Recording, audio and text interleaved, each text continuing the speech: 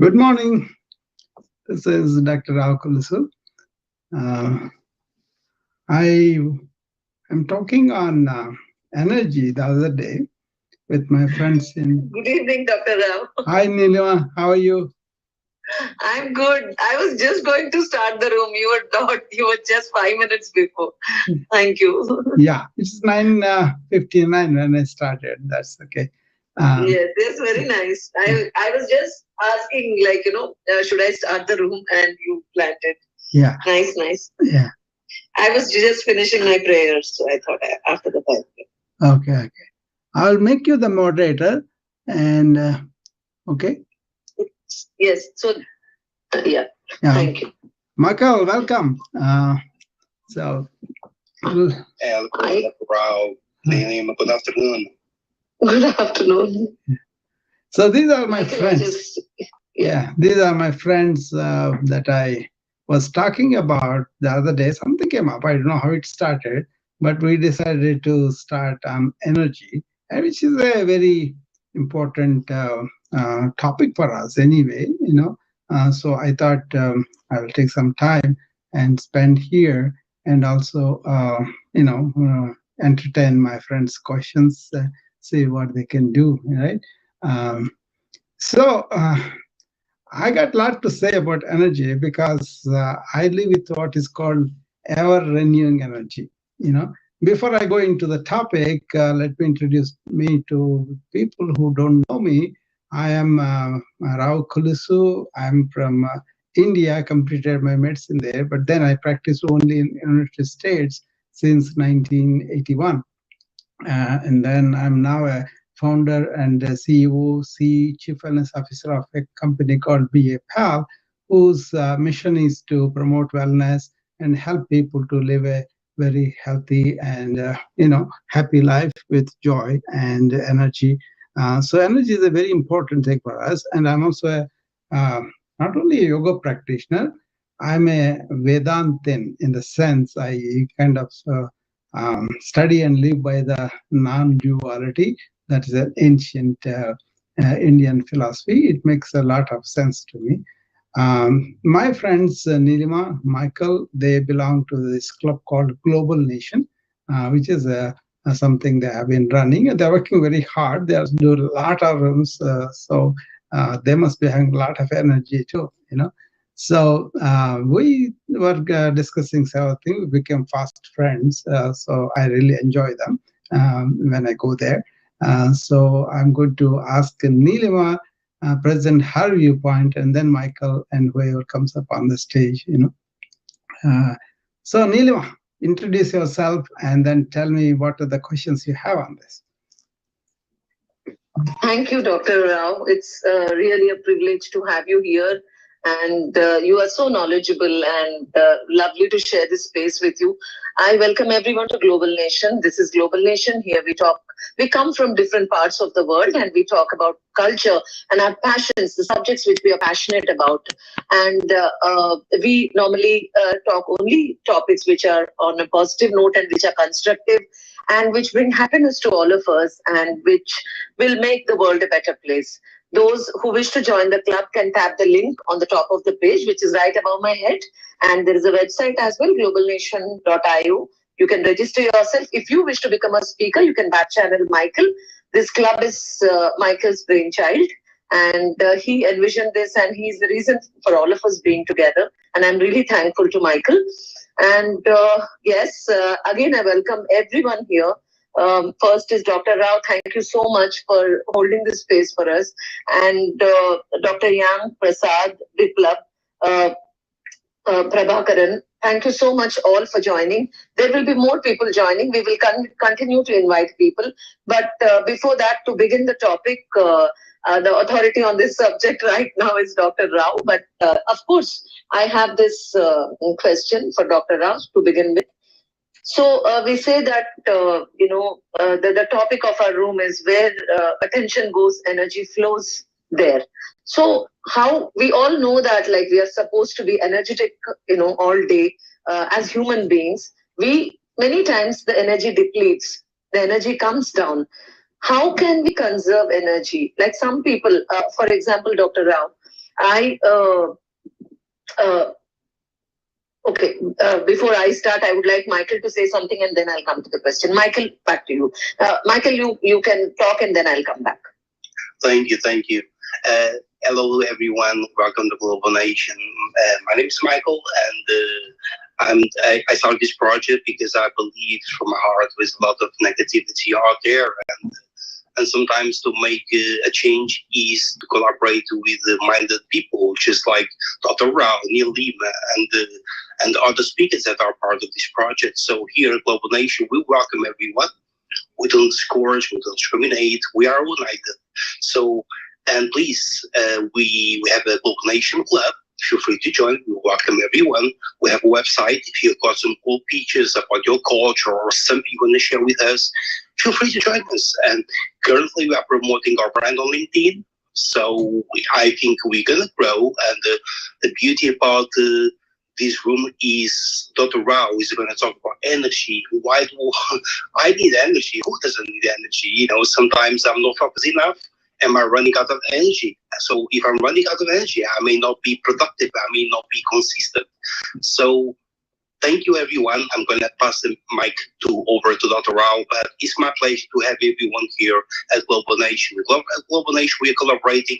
Dr. Rao, he's collaborating with us. We are one family. So, and I believe we are united. Thank you very much, everyone, for joining us. And please share the room and invite some friends. I think it's going to be very exciting and strong topic with Dr. Rao. He's full of knowledge, and yeah, I'm always learning from Dr. Rao. Back to you, Dr. Rao. Thank you so much for being here.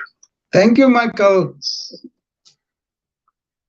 So my question to Dr. Rao to begin with. Thank you, Michael. Thank you so much. I just stopped in between, so I thought I'll continue. So, Dr. Rao, there is a lot of us expend a lot of energy in. My question to you is: we expend a lot of energy in vain. We don't know how to direct this energy throughout the day to constructive activities. We just waste energy. So, how can we conserve energy? How can we lead a constructive life? Is my question to you. I hope that's all right. Yeah, sure. I wanted people to get involved and pose the questions. Then we can jump into the subject much deeper if you want understanding. I see my friend Prasad there. Prasad, welcome. I have not seen him for a while. Nice to see you. You can come up if you want to talk to me. And see, we get to understand energy is like a one whole thing. And if you take it out, you got to put it back, we kind of understand that food gives us the energy, but there are other ways we can have energy despite not having food. We'll talk about it later. But in terms of how we waste our energy, what is the chief thing is, I think, bunch of thoughts. Every day we have thousands and thousands of thoughts. Like Nilma wanted attention as something prior to understand what the energy consumption is. How is that attention is different from simple thought? So if you are in attention when your thought is kind of still, kind of goal-oriented, kind of directed to certain thing, right? So that attention, if you don't understand, and you can have concentration of thought, but that's not attention. Attention is awareness, where you really are not having any active thoughts, but you are paying really proper attention to that particular thing, right? Most of the people are attention when they are threatened or they have some emergency or crisis, right?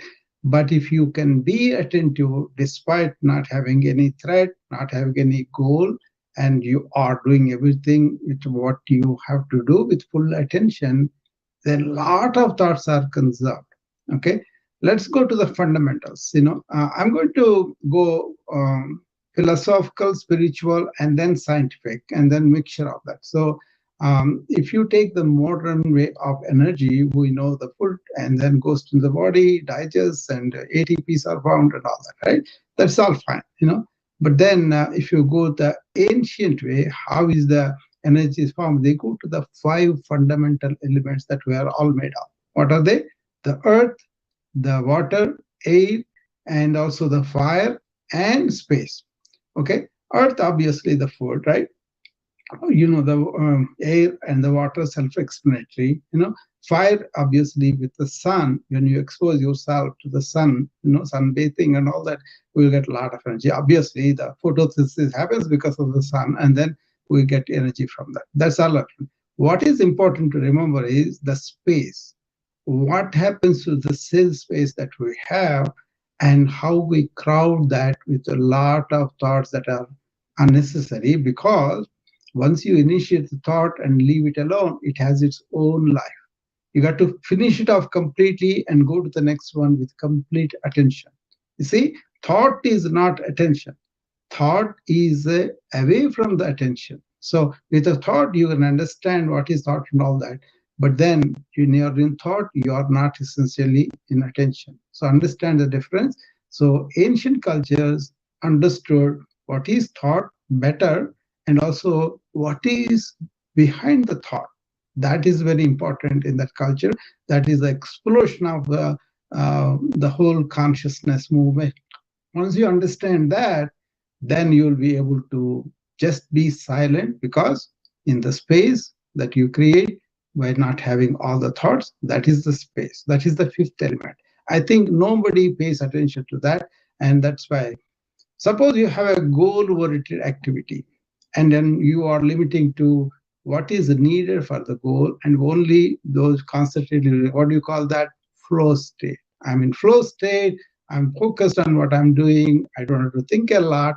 And that is when you really feel like you are doing a lot of work, but not expending much energy. That is how the energy. On the other hand, when the work is complete, when you have achieved a goal, or when you have created something, that generates energy for you. You feel good and you generate energy. That is what I call about never ending energy, or ever renewing energy. So energy is there, but it's not gone away. On the other hand, it's depleted. So think as little as possible, as much as possible, and also make your mind silent at least twice a day. Practice that. But then real people who understand what is silence, and then out of silence use the thought, that's the ideal way to go about it. But it will take lifetimes, or so many years and all that. But some people who have naturally, they can go it very easily. People like Ramana Maharshi quote, he went into that beyond the thought and stayed there all the time. But other people may not be. But even if you touch it for a few seconds a day, it is enormously energetic. So that's my experience. That's what I want to tell you about. Is that clear, Neelima? Yes, Dr. Rao, absolutely clear. It is clear. And it's important, to understand energy spiritually and, scientifically, and also from practical point of view. So now I would request, I welcome first of all Dr. Yang and Prasad. And Prasad, yes. And I welcome everyone, Ikioma, Ori,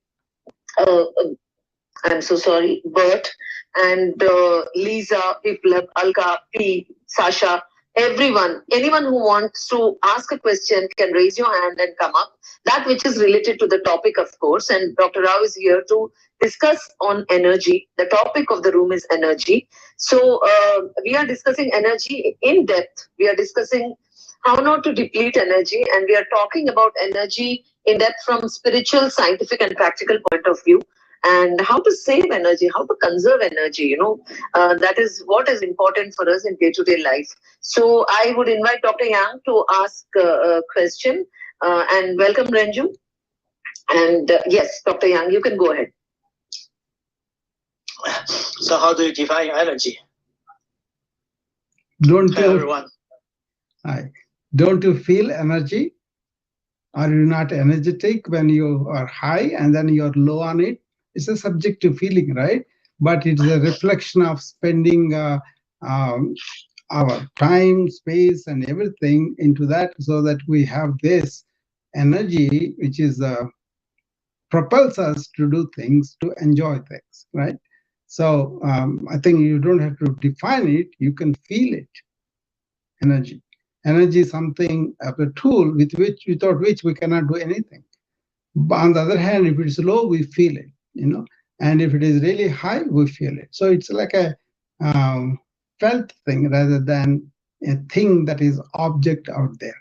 It's a sensation too.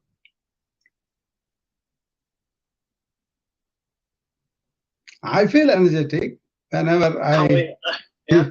I feel energetic whenever I kind of accomplish something, or when I eat a good breakfast after a very good appetite, it breaks down and gives me the energy. And if I'm silent, that is one thing I think I discovered over the last few years was when I was able to keep my mind kind of silent by yogic practices, meditations, and all that, my energy definitely gone up. Say one thing I use in my yoga practice in the morning is a mnemonic called AEIOU, just like owls. First letter A represents alert or aware, and the second letter is energetic, and third is insightful, and then primordial Om, and then undifferentiated consciousness. Those are different aspects of it. But the question is, are we feeling energy elevated at the end of the practice? That's why I use that AEIOU just to keep a parameter for us. Have we reached our goals in my practice? And I was checking with my students also.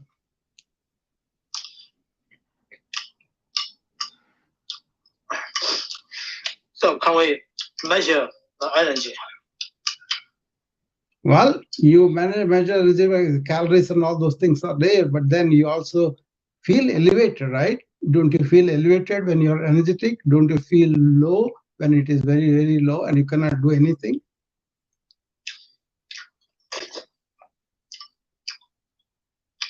It's not like an object. It's something that you feel that it is there for you to do things, and it is telling you, hey, I don't have any energy. I don't. Body and mind tells you, right? And then you know that it is not there, and then you replete with not only the food but also the prana, we call it in yoga. That is the through the breath, the everything comes in. And one thing I want to tell you here is yogis, they ate less because they had more breathing exercise through the day. I invite you all to really practice the deep breathing and see how your energy goes up. Even if you are really having a lot of thoughts, just take a moment break and take deep breaths and go from there. Let's see, Prasad. What do you say about that, Prasad? Yeah, I'm totally with you, Dr. Rao. It's always a pleasure to be in your room and learn many things each time I come up here. And it's a fascinating journey with you to be in sync with what we do mentally and philosophically also.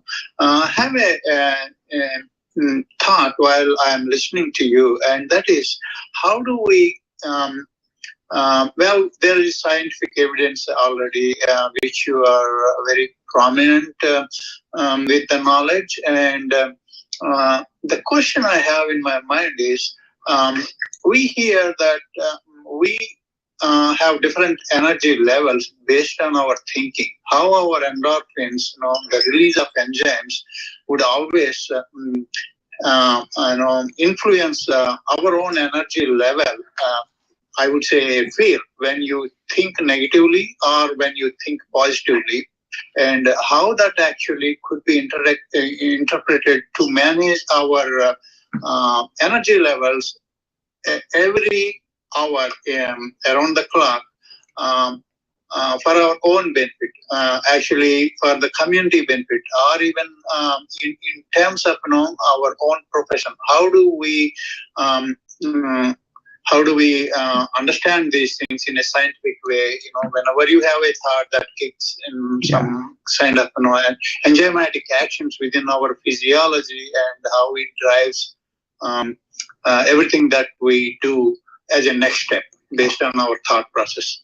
Could we shed some light on that? Yeah, let me comment on endorphins. Everybody know, and then some people feel with good amount of exercise, and then it is done at a level, high level, like a runner running at a high level, and then he kind of releases those endorphins. A lot of people get kind of habituated to it. I wouldn't call addicted because it's a good thing, but they get habituated, and then they run quite a lot just to get it back to.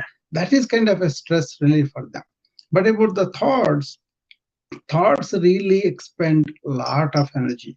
People don't realize and let it run on its own way. And that's where this conscious being in the present and paying attention to whatever you're doing is very important. There is in yoga what's called pranic body. Yoga has 5 different layers of body, mind, and the second layer is the pranic layer, pranamaya kosha, where prana is the not air, but the life force that gives the life for us is coming through the air, right? And then it has these conduits through which it is spread, that energy. They are called nadis, 73,000. These are not uh, like our nervous system, but it is within the nervous system, intrinsically connected, but the energy travels through that. I think this is what Chinese acupuncture or Indians yoga, all those things, they take advantage of that energy. Chinese called chi, and then Indians call the prana. And that is really expended when you are clouding your space, which is the normal space, normal silent space there. Almost everybody start to cloud that from the beginning, and then they don't have this mechanism of ending it and going to the new things. That means each day, like I'm doing this room, I'm going to talk to you, but why do you have to carry all that in my mind again? That is where we kind of cloud our mind. You look at a tree that is alone there, and you enjoy the beautiful scenery. And then sun came, and then everything changed, the appearance and everything. And then you go away, everything, oh, that was so beautiful. And then our thought kicks in, makes a memory, and lives with it. That is how we expend energy, even though object has gone from our immediate vicinity. And if you can understand how to not to continue that experiences in your memory or thought form, then you will save a lot of energy. So can you discriminate? What are the things I want to relate, I want to understand, I want to make my insight and keep it there? Or do I store it in my mind, like a lot of things you are allowed to store, the political, economical, personal, psychological, all that. That could be a junk later on.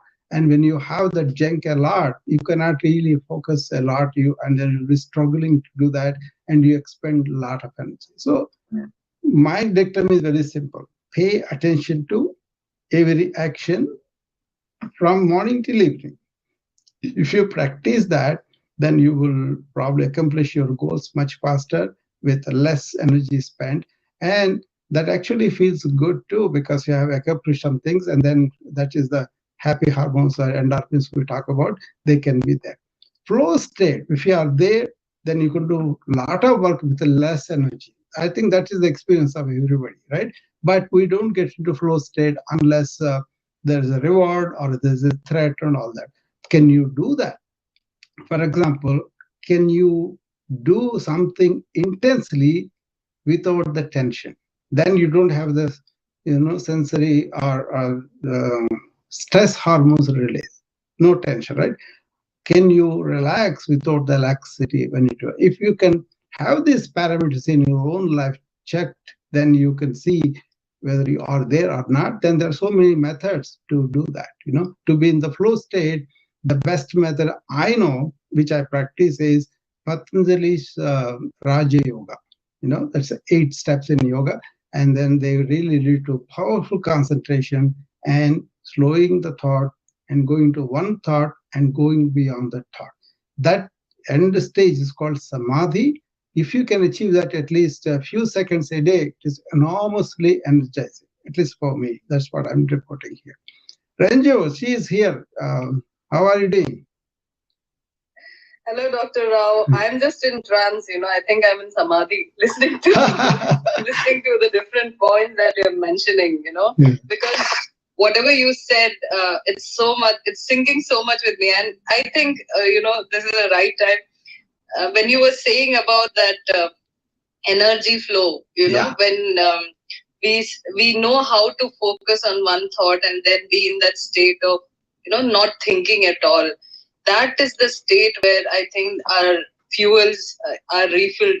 This Yeah. energy reservoirs are refilled in our body, Yeah. and we attain that flow state, like you said, and it is so powerful. Yeah. Because you know there were a few students of mine who used to always say, they feel negative all the time. Whatever people are saying, that's affecting them really bad.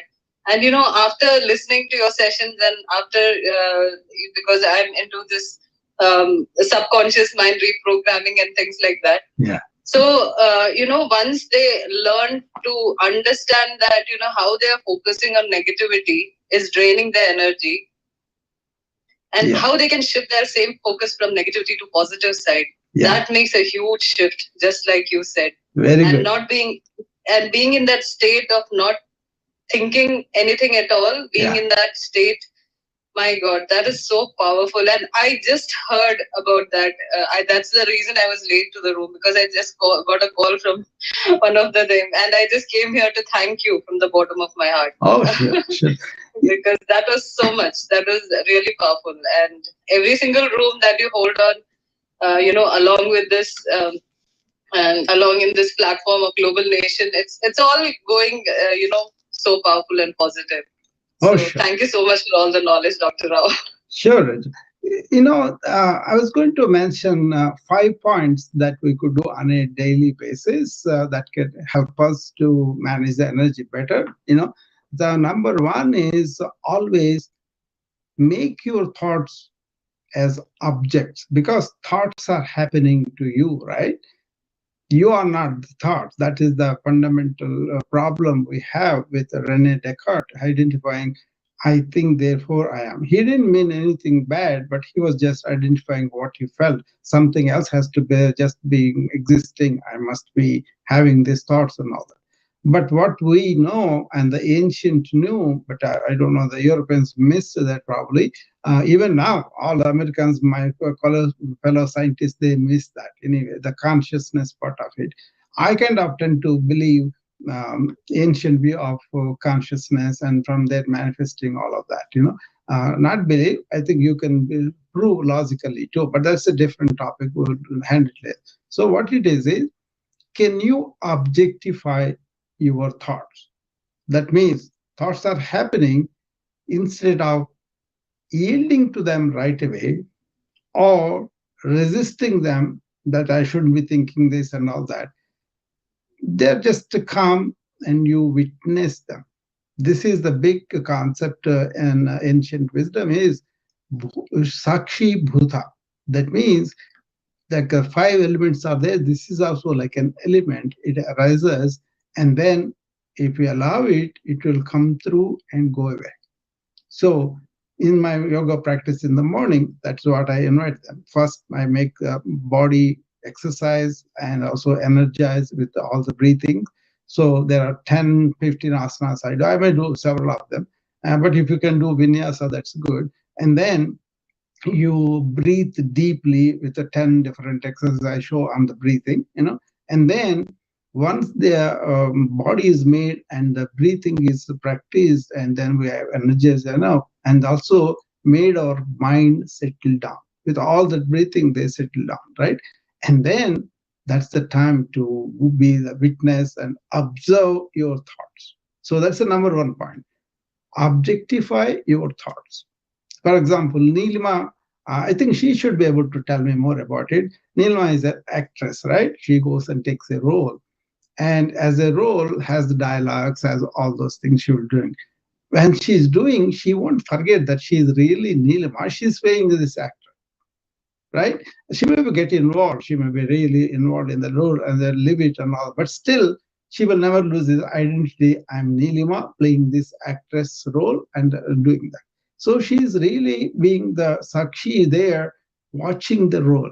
Like that, you got to watch your thoughts. That's a practice, right? Once you watch that, then you will see they are slowing down.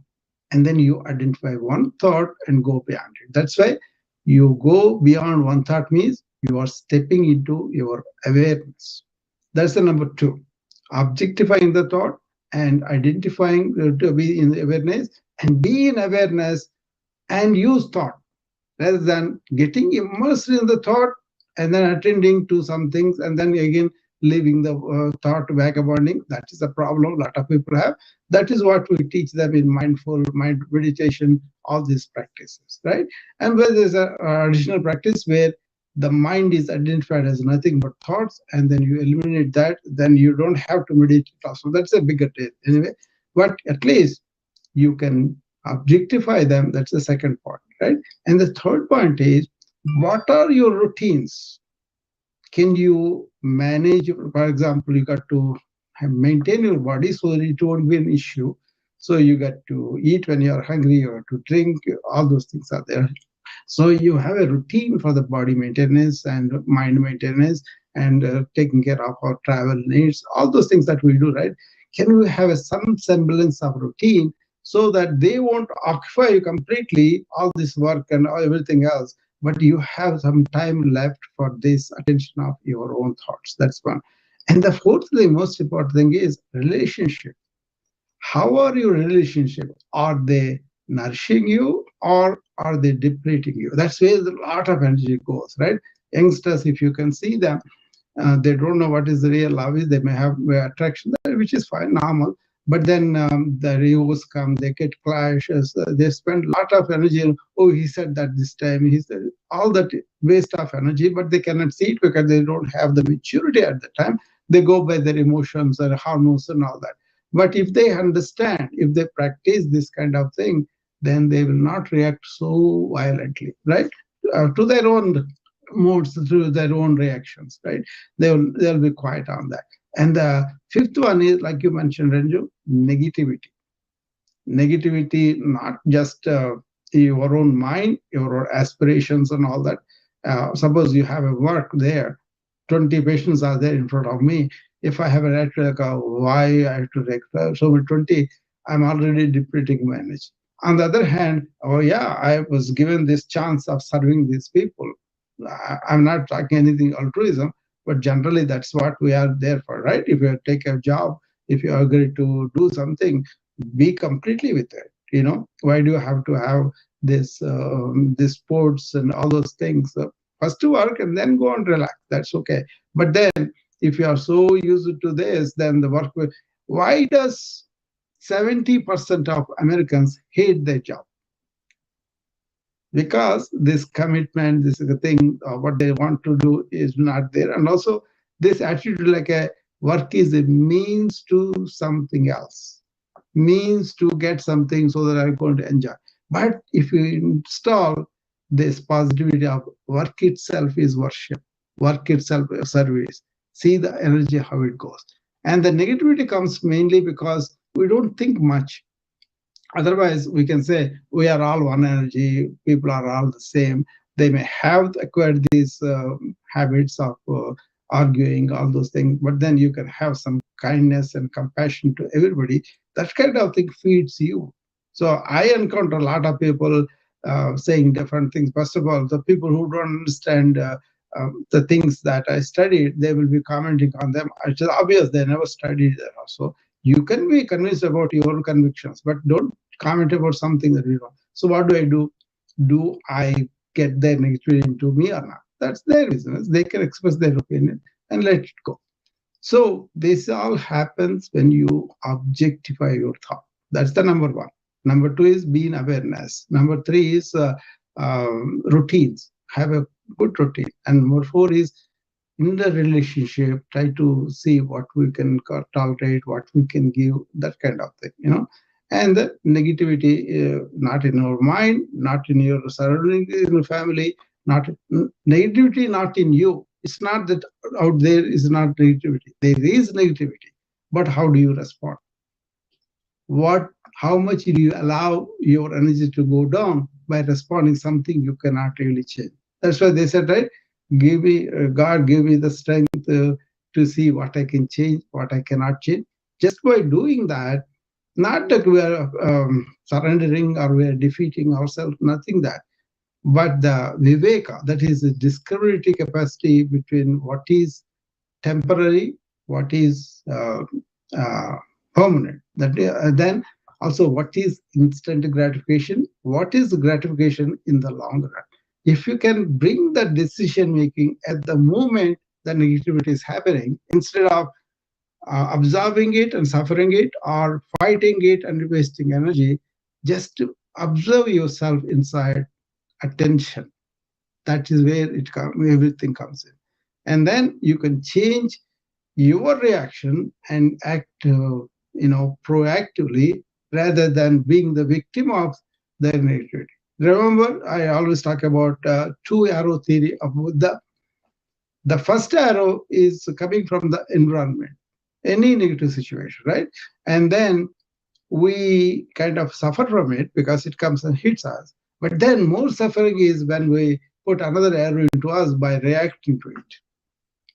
So it's not that you cannot react, you just understand what happens and then be intelligent about big things you want to, that's fine. But if it is negative, no. Does that make sense, Ranju? Absolutely, sir. I mean, every single thing that you said, it is a kind of flow of how to really live in a day-to-day life. Yeah, that makes a huge difference if followed on a day-to-day life. Yeah. Remember that what I said, pay attention to every action. It does not mean that you can have a brainstorming session of some major, suppose my company is there and we hired a team and that team is going to produce some things for us. And we spent a lot of time on that. And then once we have arrived at the goal of what we want to do, where we want to take the company, then that is broken into small tasks and they are done every day. So at the time, you can iteratively improve, you can improvise, that's all fine. But are you focused on the task that you are doing? Or you are in the always thinking about something in the past, something in the future? That is something really depletes a lot of energy and drives away from what we can do here and now. So you'll be surprised how many things I do in 24 hours with this attitude. Whatever, like I'm here with you, I'm completely with you. That's it. And then we'll pay attention to what we're talking about, what we're discussing and all that. And after that, I go to the next one. I bring the attention to that next one, right? Not like living in what happened here, because this is all done. That ability to be able to be in the present all the time goes a long way. This multitasking people are doing, they can do multitasking, but every task they are doing, they have to be completely with it. That requires real attention. That is what comes with this Raja Yoga practice I do. That is what helps us to do that. And also there is insight into Vedanta and inner Sakshi and all those things are there. But at least if you can just do this, whatever I do, I'm going to give full attention to it. I think that goes a long way for energy conservation. Definitely, doctor. I totally agree to that point, because when you see a huge task, especially, we feel overwhelmed. Yeah. How to, accomplish it. And there's a lot of negativity around it also. A lot of things come up in your mind. How, what, when, will it work out really well and all those things. So when we break into smaller tasks and like you said, if we ask questions, am I completely focused, then it makes the work a lot simpler. That's so true. And Dr. Rao, I have one doubt actually, if I may. Sure. Ask you. Sure. So when I was doing a course, I came across this. I read that it's not the thoughts that control the opportunities or the things that come into your life. It's actually the way you feel. So it's so if you're feeling really negative, if you're feeling bad, or if you're feeling angry, or if you're feeling put down, or what you say, sad, or any of those negative feelings, fear, despair, anger, frustration, then similar situations are attracted in life. And if you are in this high states of mind, or good feelings like happiness, joy, radiating positivity, if we are in that kind of zone, we attract similar situations in life. So Dr. Rao, is this what energy is completely linked to? People are pretty clever, pretty logical, rational, and they have a very high IQ.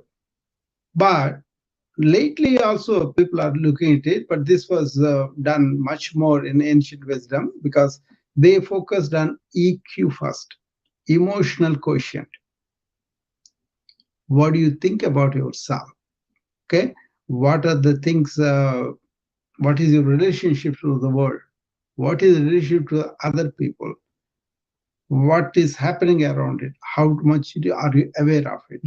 A lot of these social workers, they try to do something that's out there, not right. They are set out to go and do it.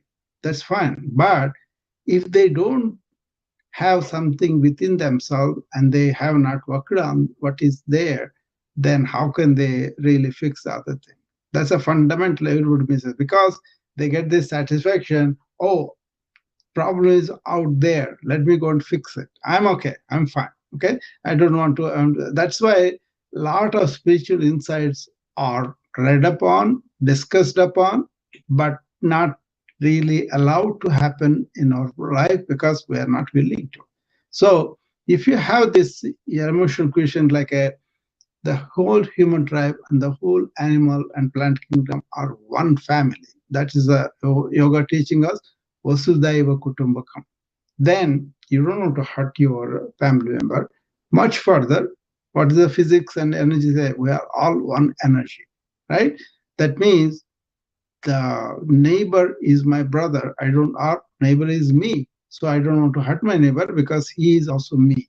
That kind of awareness brings this good emotional quotient where IQ is balanced with that. And ancient wisdom, they taught this first. And then they let loose the IQ to flourish. And they were excellent attention, concentration, and then what's called medha, that is intellect. They are all developed. All these things are developed. I think modern, what happened was they are giving more attention to the IQ. But if you take Einstein, not only IQ, he has the EQ very tremendous high too. They are basically humane people, humanitarian. And then their work is taken because they wanted to resolve problems for the humanity. So the IQ has this emotional quotient. That's what you want to work on. So how does you get, suppose you have a reaction, like you were talking about, Ranju. At that time, when the reaction is happening, just to say, who is this in me having this reaction? Is my real inner self or my cultivated persona or ego? Right? That is going to be just there. But if you allow it and identify with it, then you are persona. And that persona reacting, you are reacting again, you are fortifying it. But if you are angry, or somebody said that, just be aware of the anger and see how it goes down.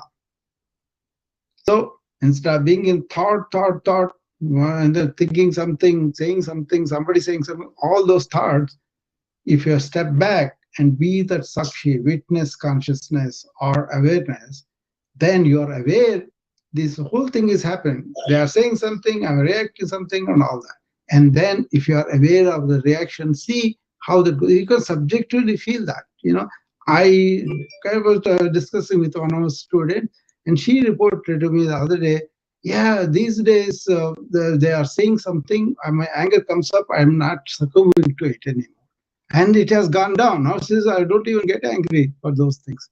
Because like a children, for example, you don't consider other people children, but in their spiritual awareness and all that they may be, if you look at the children, they do something, will you take them on them or will you feel irritated? Normally you don't, right? Adults, we have affection for the children, we want to teach them, we want to, say, okay, that's fine, you go this, or we may be angry and later on we may feel bad about it and we go and give them a hug and all that, right? That's the normal human reaction in the families. Why don't we do other people is because we think we are all separate.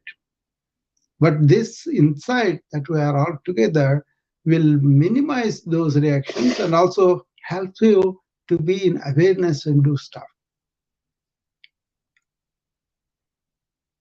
Thank you so much, Dr. Rao, for that answer. Yeah. Now, I want to ask Neelima that. What did you think about my analogy to the actor, Neelima? Thank you, Dr. Rao.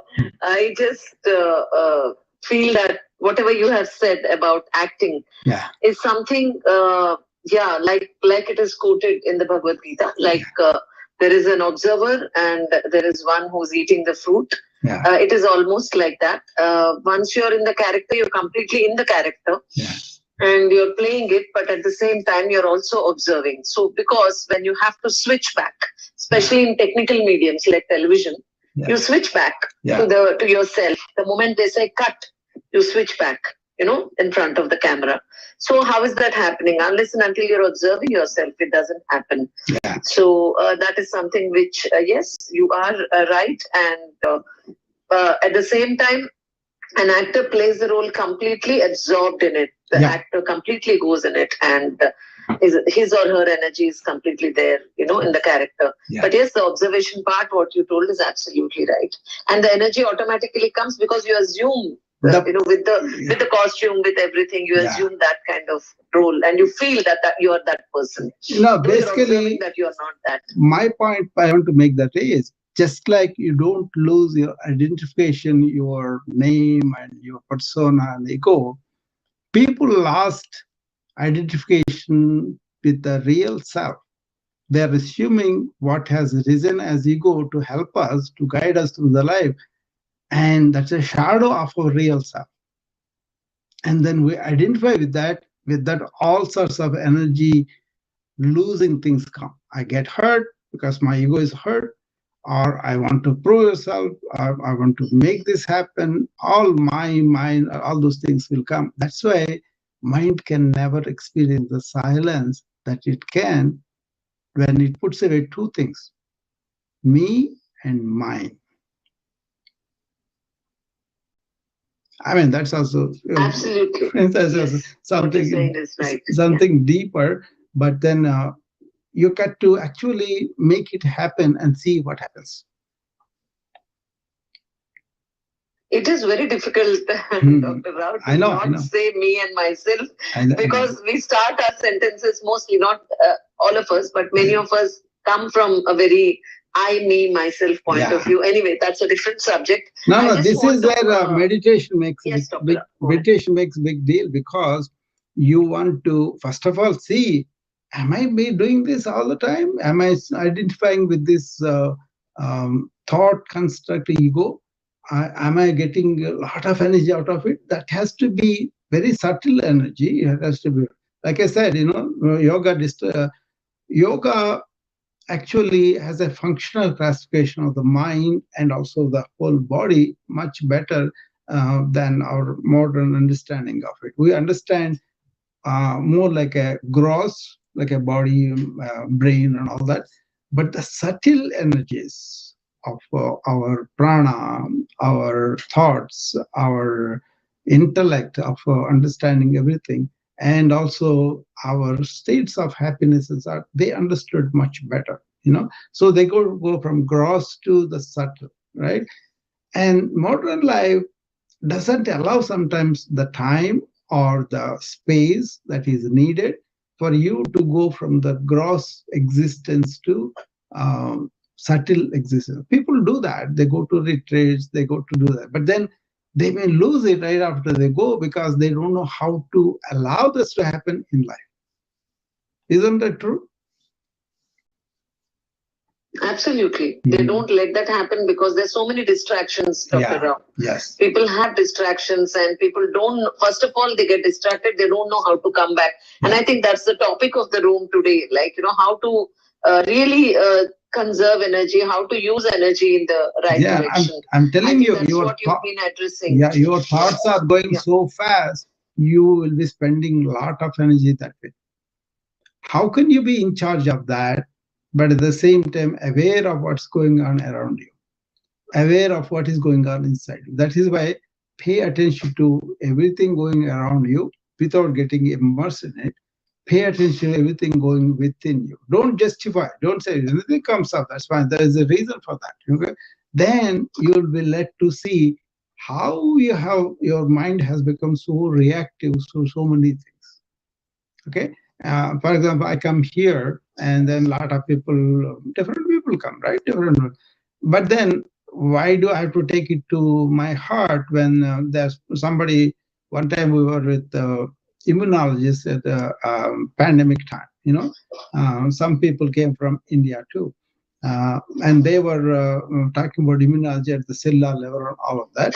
But then we were talking about how to improve the breathing, how to improve the thinking, how to take it easy, how to not to be a victim of fear and anxiety or a victim of really depression. All those things are going on, right? People are afraid that they may get it or they may die. And most of the people generated that kind of metabolic mess, and then they succumbed to COVID. That was also we kind of presented too. So what I find is ancient wisdom addresses those subtle aspects much better, and I personally benefited from that. That's what I'm trying to bring it to the my perspective of healing and helping people to overcome the burnout and stress, and also really live a joyful life rather than being immersed in your thinking and then always saying, oh, I have to do this, I have to do that, then I will be happy.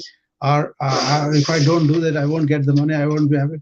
All that is really lot of unnecessary expenditure. So what I'm saying is, to conserve energy, see where it is being spent, where it is being depleted. Number one chief thing is thoughts.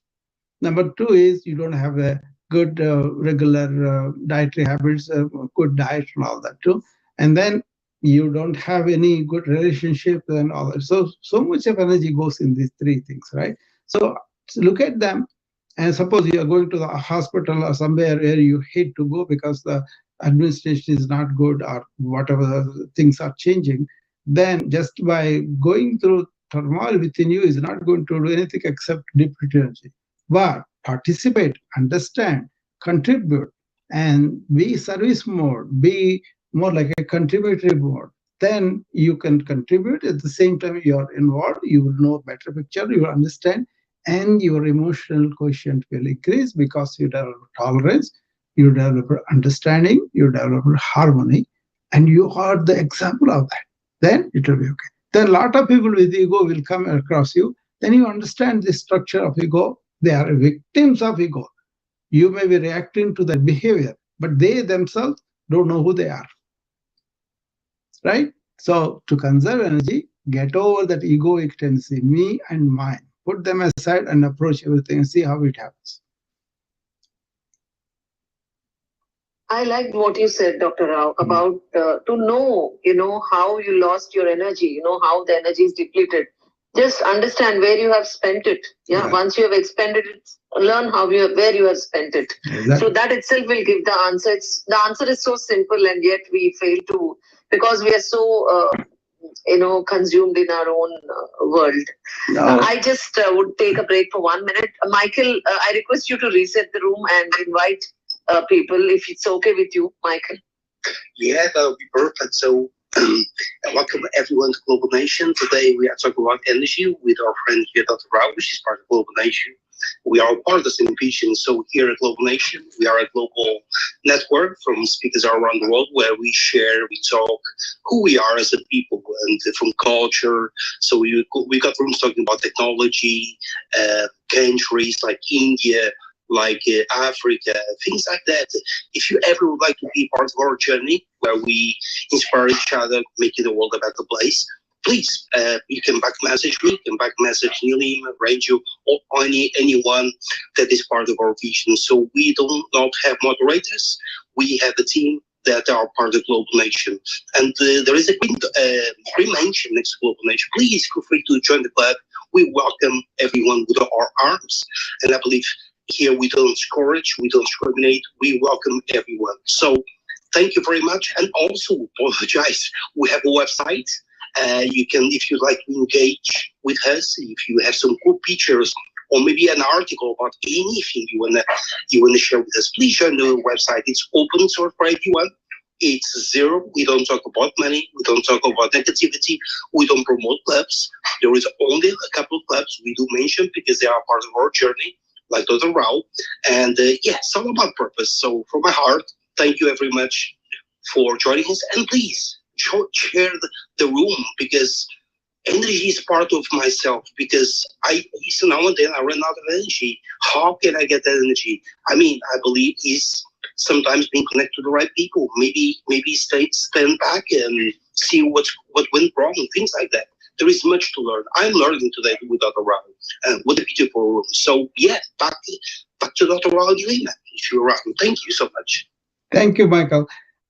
Picking on what Nilima said, I was telling about be aware of what is happening within you, around you. I think we can put it into what we kind of study and teach. Everybody is called self-knowledge. Not the self that you think. They're like a smaller self and a bigger self, right? Smaller self is this temporary after we are born, because it starts with the parents naming you, telling you what it is and all that. And then later on, you build up a persona with the school experiences, culture experiences, all that. The mistake is to identify that is us. That's why you have to go back where that came back, where that came, right? So you have to go home, your souls, to see who you really are. Okay. And that is the bigger self. So if you are in Bhagavad Gita, there is one thing that said, if you are, if you allow the bigger self subdue the smaller self, the universe will help you. On the other hand, you let the smaller self dominate so that you lose the bigger self, then the universe will not help. It's a loaded thing, but there's a very, very, very, very important. So this is something I'm going to do as a weekend retreat, self-knowledge. Let's study it, what it is. So you will also get all the notifications. You can also join if you want to. But that is something came up to my mind when to put it in context of what it is. Western mind and Eastern mind has really merged now. Indian people, when I tell them ancient wisdom, they think I'm backward. But modern scientists here, when I talk about ancient wisdom, they are very fascinated about it and they engage me. So it's a very tragedy that I'm staying in America and I learned all this self-knowledge thing from India. But when I go and talk about it, most of the young people, they're enamored by the Western technology and science and all that, which is okay. I also use them. But they are not, they are just tools. Where are you? Who are you? You are not the technology. You created the technology. You use that as a tool, but don't identify with it and then say, I have become such a big deal. So that is the tragedy. What I'm saying is, spend some time on who is the real self of yours, and everything will transform. Energy wise, then the smaller selves of our ancient wisdom talked about Kama, Krodha, Lobha, Moha, Mada, Matsarya. There are the 6 ones, right? They warned about them. And that culture at the time, so thousands of years ago, they lived it, understanding those answers. But now we let loose that. You can get angry for anything. You can let loose the lust. You can let loose the all the hoarding and boarding, all those bad things have come into regular acceptance and regular really. So ethically, morally, when you identify your real self, you will be away from these things. So that's a better way of ethical moral management rather than punishing or transformation and all that. So these structures are very important to understand. I think I was really privileged and blessed to be able to go near them and then understand them and bring them, at least some of them, to my life and getting beneficial. First of all, I enjoy a very peaceful, tranquil mind, silence, live in the silence, and then out of the silence, actually, speech is the daughter or son of the silence. But we leave the parent and we hold on to the children as though that is everything. Then you forgot what is the where they came from, right? So like that, once you are established in a silent awareness, then use the thought in a much more effective way. Don't you say that I have much more subtle way of looking at things because of that?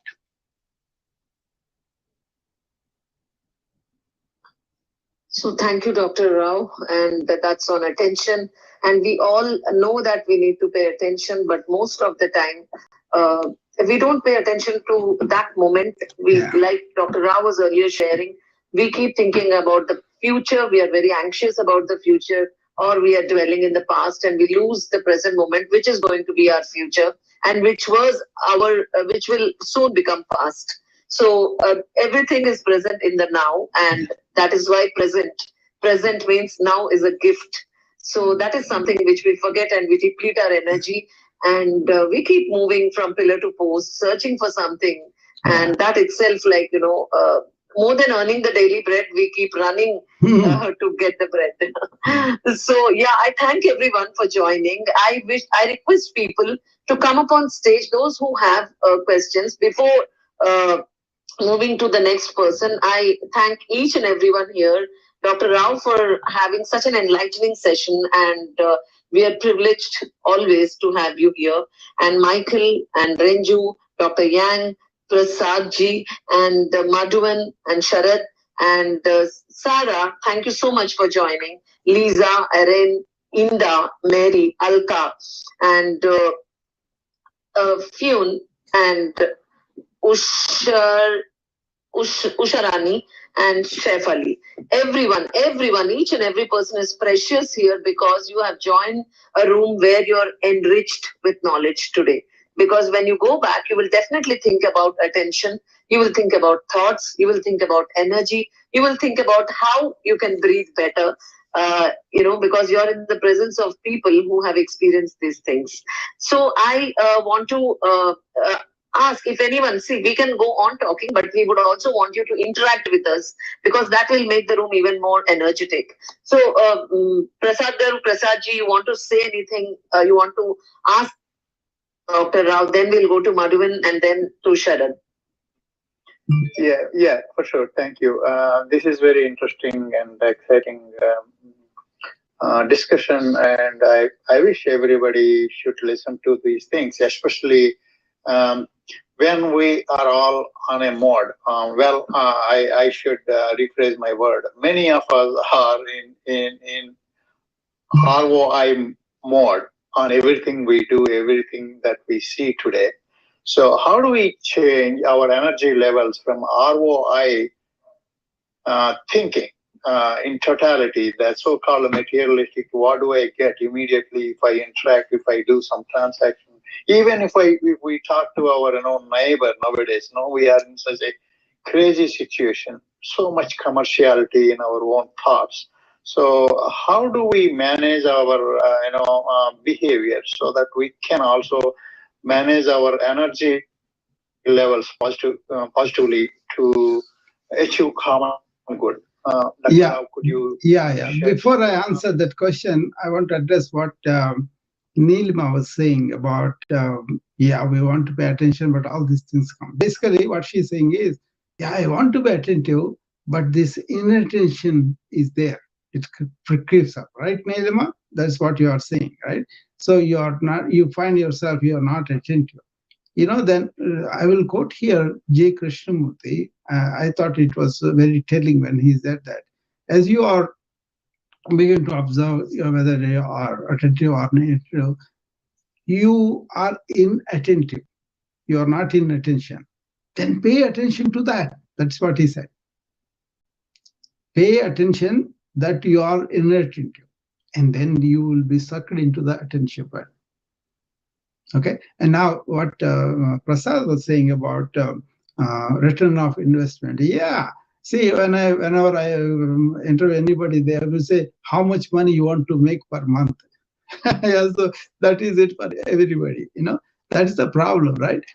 So I think somewhere around the time we creating and enjoying technology and science, we kind of lost touch with the nature outside and also our own real nature inside.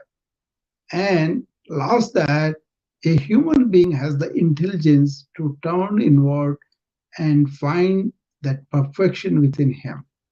Everybody has it. And that's where I found ancient wisdom very fascinating. Irrespective of life outside, what you have, what you don't have, if you can really turn inward and find that really what they call purna, the wholeness within, you are not in touch with it because you are stuck in the mind and running with it all the time, right?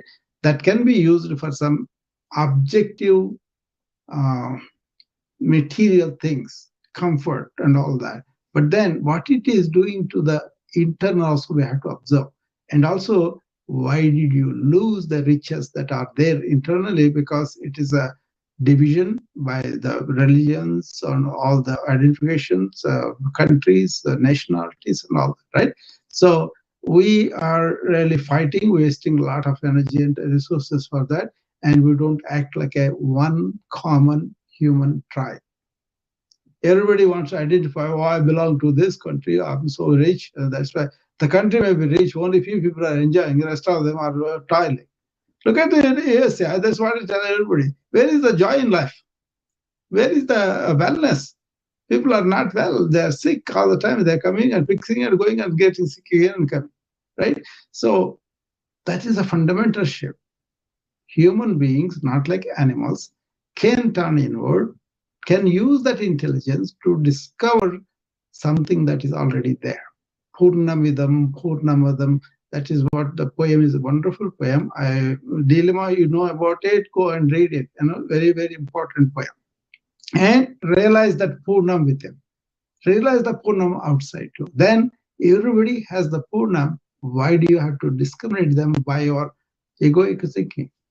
See, then what happens is this ROA, transactional interactions with the people will go away to transformational interaction of thinking we are all one family, we are all doing nothing. It is not like I'm doing such a great job, everybody else is not doing, that's not it. You are established, you are separate from that company. What it is you want to enhance that harmony by realizing at that core being level, beyond the body, beyond the mind, beyond the ego, there you are. And that self is not being touched, then you have all havoc outside and inward too. So that is the problem, Prasad, not knowing who we are, identity crisis. That is the problem. And then we kind of do lots of things to our own human tribe.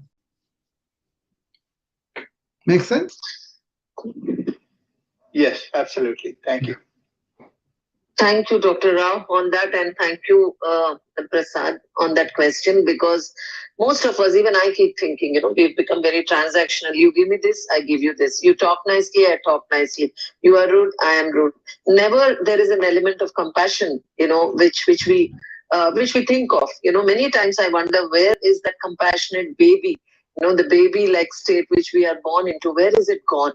The purity is lost because of constant transactional relationships. This is something which has become a part of the materialistic world, where we are quick to respond to people who give us something, and if they don't give us anything, we just turn away. Anyway, that was a wonderful explanation, Dr. Rao, and I would like to ask Madhuvan. Madhuvan, do you have any question for Dr. Rao? Yeah, thank you very much, Nilema, Amma Nilema. Dr. Rao, for me, energy is my mother. Because my mother, I born here, so don't waste our love to our mother. That means don't waste energy. Yeah, because I have sorry, my language is not so good. Yeah, I'm from Indonesia, Mr. Rao. All Indonesian people can speak fluently English, but me just starting. That's good. You'll go a long way once you started. Thank you very much, Dr. Rao. I mean, that's Siwan ever Amma stand Siwan ya, Amma. That means energy is the woman. Yeah. So the woman, Amma, all Amma is the energy. Yeah. Can save energy. That's true. That means from our mother, or from girl. Yeah. Can if all girl together can save the energy. That's Dr. Rao, please. Yeah, this brings up. Thank you. This brings up something very phenomenal in ancient India about feminine energy, like yin energy they call in Chinese.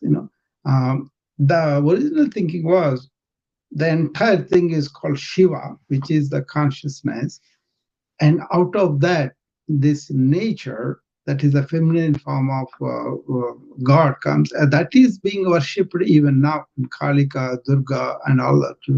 And if you look at any woman, you can see the element of that in her. She will do so much for the family, so much for the kids, so much for the earth as a whole, that's why they said, Ya Devi Sarvabhutanam. That means the God has created himself in the form of goddess in each mother. Not only mother, other people also, but it is reflected as that feminine goddess. They worship Kali, they worship Durga, they worship various forms of energy. That is pretty much beats the feminine and all, because she herself very manifested energy that is capable of running the nature, all the gunas and everything. So there was a cardiologist, I know her about a book she wrote. I forget the titles, but then she wrote each goddess in India, what they represent, how they are. I made my wife read that book because she will understand what the ancient wisdom of goddess. So basically, the whole thing is consciousness, and out of that, nature manifested. And the nature is the feminine form, and she kind of gives birth to the nature, manifests it, and sustains it, and then that goes down. But then the consciousness is not affected by it. It's like a movie playing on the screen, right? But if you understand the feminine energy, it doesn't have to be just a gender is feminine, but then everybody can cultivate that in energy where it breeds love, compassion, acceptance of everybody, and contributing to the sustenance and maintenance of life. And that is a very highly, and some prompts are so energetic, they kill the bad guys, the unrighteous people, just like that. And when they see that goddess, people get scared. That Indiana Jones movie, I don't know, there was one movie they went and shot in India, and they show this tribal people worshipping Kali, and that breeds like a missing the point what it is, and then showing it something in a negative way. That is the ignorance of the Western mind. Okay, but you got to really understand. I don't belong to any culture or anything like that anymore, but I can see the wisdom of what ancients were talking about. I can see the significance of why they are worshipping the feminine energetic form. It is there in women, especially because of the reproduction, nurturing the children and all that. And then they use the same energy to nurture the husbands, to nurture the their brothers or sins. The brothers being nurtured by a woman because she has these inner blessings, inner aspirations for her brother. So they celebrate with the Rakhi, where she is doing all the inner work. Whereas this guy comes and gives a sari, a sweet, or something like that. But that's irrepressible. He just have to express his gratitude. But his job is to really protect her and really uh, cherish her. That's a beautiful culture, right? And then if you are not born in the same family, also you can be a brother and sister. I have a brother, I have a sister here on Clubhouse, and we have, whenever we see each other, we have a good time.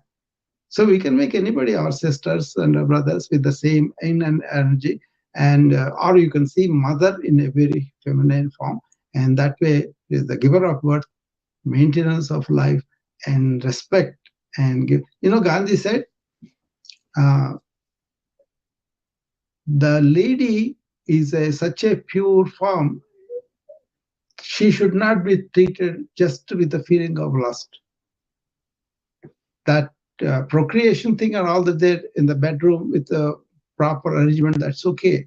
But when you look at somebody, can you see the mother or sister in her, or can you see only object of pleasure? That's where the civilization has to evolve from internal awareness. Now what is happening? They're all promoting and making everything like an object, and then they kind of weep, oh, these things are happening. Because you're not paying attention to what is the inner development.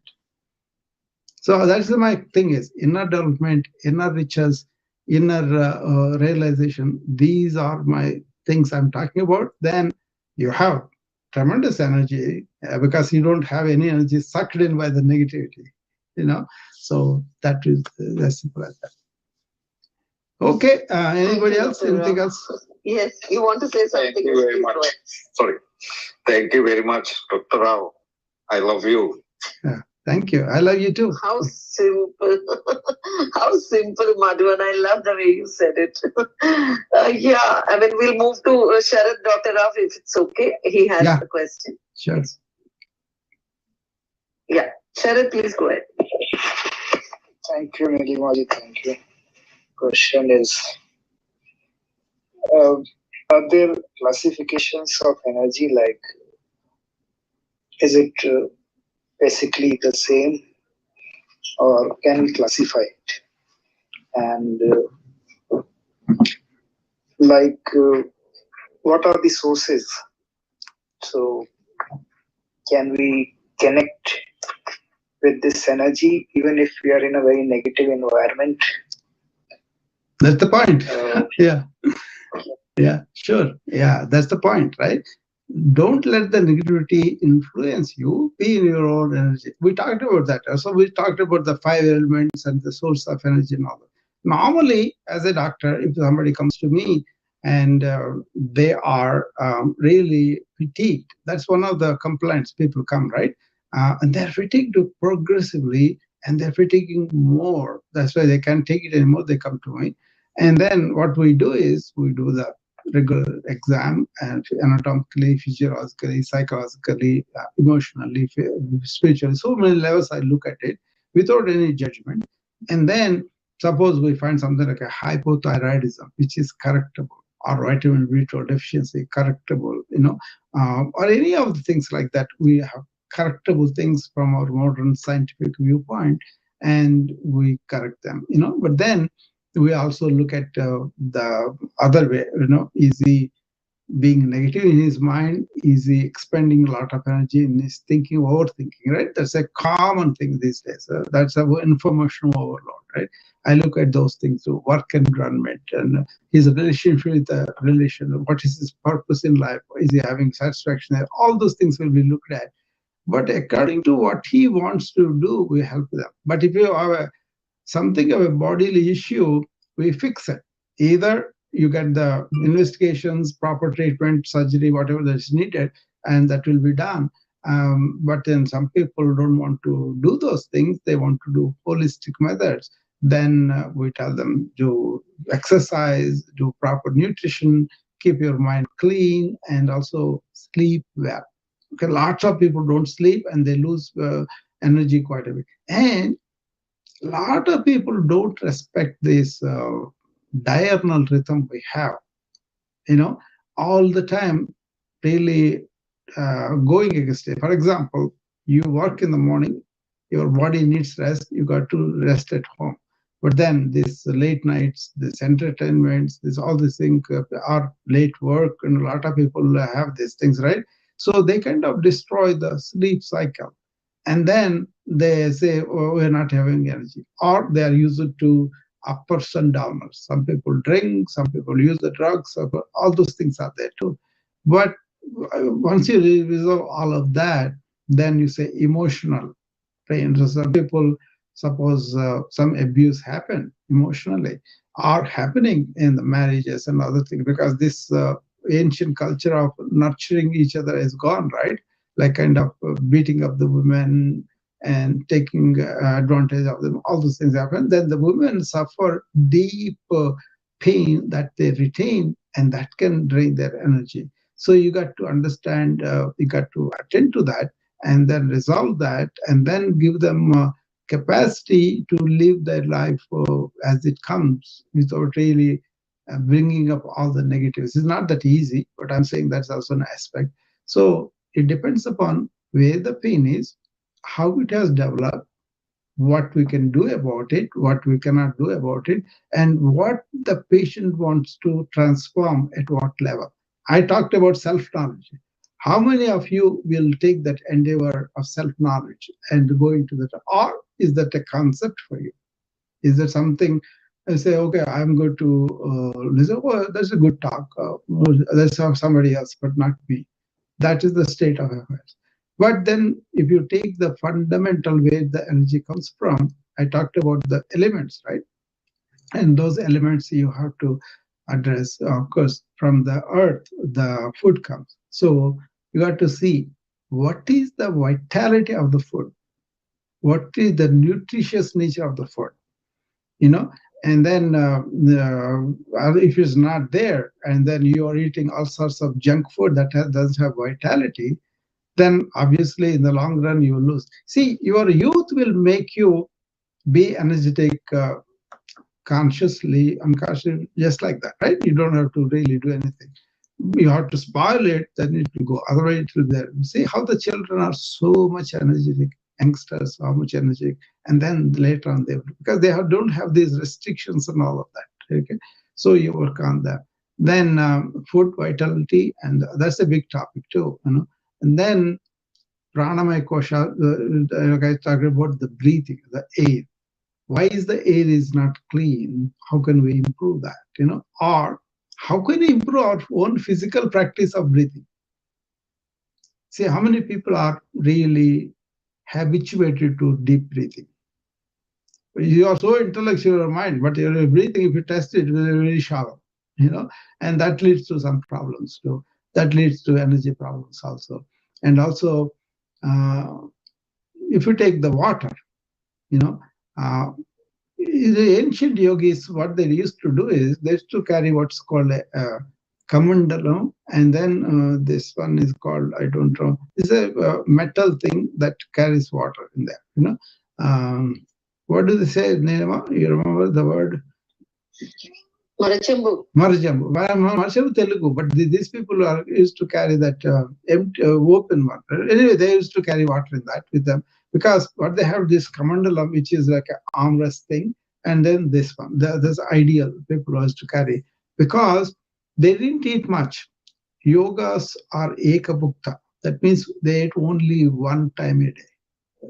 And they ate after really ravenous appetite. Okay, but they deep breathe quite a bit, and that's why they were not bothered by the appetite that much. You experiment that, that's true, really. And then they used to sip water. That's important too. Even if you don't eat food for a while, people, they were there for 6 months too. But other people, because we have the body reserve in the form of fat and the muscle too. So you have got cachexia, where you lose the subcutaneous fat, and then the muscles will be not tight and all that, right? That happens, but then your body has a source of uh, energy from within. But if you don't have breathing, how quickly you die? And if you don't drink water every day, you cannot really bear the thirst and also the physiological problems that happen. So those are the three, right? We talked about food, we talked about breathing, we talked about water, and then this sun. Okay, how much sun we are getting to our bodies, the vitamin D, and also we know. But not only that, but it kind of in yoga science, there's what is called energy center around the umbilicus, right? But then there is the Surya Namaskars. What it is, everybody knows the exercise part, but I kind of presented one time what is the real meaning behind some Surya Namaskars. What it is you are kind of offering the pranams, that is salutation to the sun, who is the giver of life, and invoke that energy to us, and then backward bend and forward bend stimulate the spine, where the spine is really supple and strong, so that it can really stimulate the energy chakra around the umbilicus, right? That's why fat people who have the protuberant abdomen have low energy compared to people who have flat abdomen and athletics and all that, how they are to say six pack, they say, right?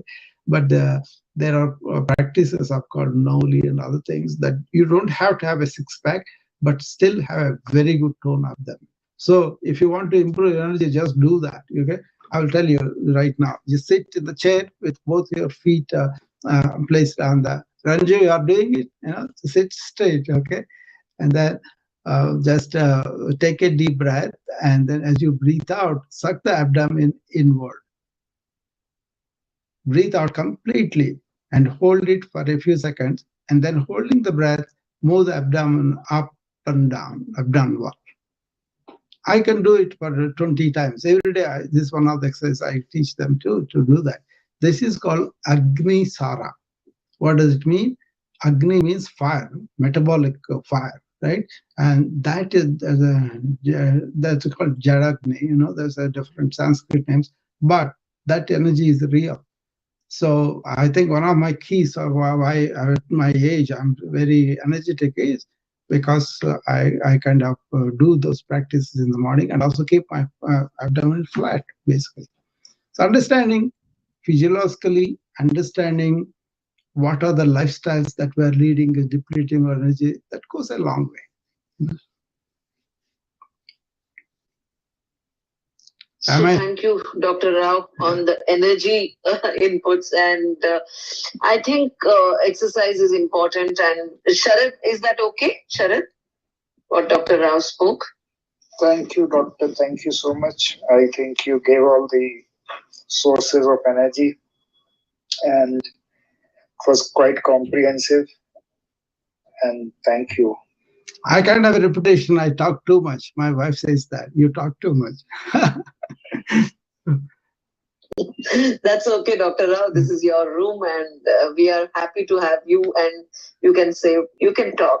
Yeah, and coming to that brings up Nima. That brings up respecting women. What you said. Yeah. So that is something which I just want to quickly share something, Dr. Rao, which will add to the room. Yeah. Sure. When you talk about Shakti and women Okay. I mean, please do give us the reference of the book which you are quoting so that many people in the audience want the book. So, which you were talking about deities. Her name is Kavita. Let me look it up. Let me look it up in my Kindle and I can tell you. Okay. Yeah. Okay. Yeah. So, I would like to quickly share that women are, goddess, women are worshipped and in the form of goddesses. And goddesses are supposed to be Shakti. Shakti means energy. So today's title, energy, is very much connected to that. I quickly remembered something when Dr. Rao was sharing about Shakti. I remember as a child watching a film, it is very famous film in South, in Telugu. And in that film, the heroine, likes someone very much, and then she happens to get married to a priest in a temple. In India, the temple priests do get married. So this man asks her several times, "Are you okay getting married to me?" So because of the pressure of the family, the woman gets married to the priest, and she goes with him. But she feels very uncomfortable in his presence. She doesn't look at him like her husband. They both have this distance always. So, and whenever the man looks at her, he sees a deity in her. She looks, whenever he looks at her, she would look like the deity whom he worships in the temple, the goddess he worships in the temple. So, after some point, whenever he sees her, he remembers a goddess. He goes and he asks her, when I see you, I remember a goddess. Why is it so? Is there something, some other reason? So she doesn't say anything. She's quiet most of the time. Then finally he figures out that she's interested. She actually was in love with, he's in love with someone else, but still she got married to him.